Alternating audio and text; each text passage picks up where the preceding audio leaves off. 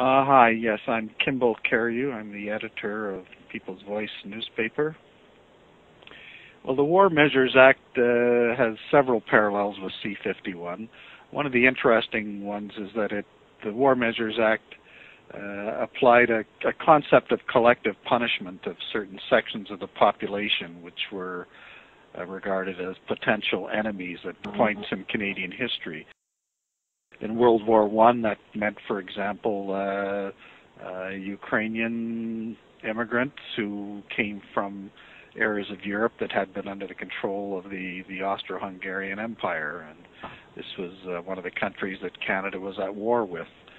So a number of Ukrainian immigrants were imprisoned, essentially put in jail, interned for their birthplace, more or less.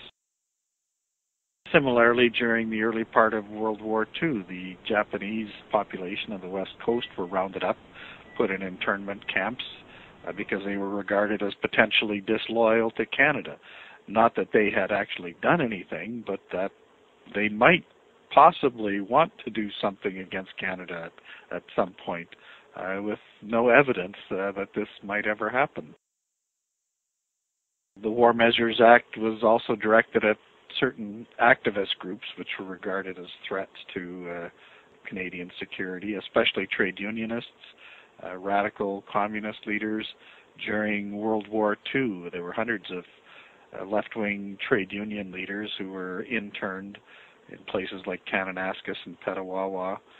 During the War Measures Act imposition in Quebec in 1970, nearly 500 people were arrested, on suspicion of perhaps having some sympathy to the FLQ, to separatists. Even though there was no particular evidence, they were all eventually released without being charged. So all of these things are possible under Bill C-51.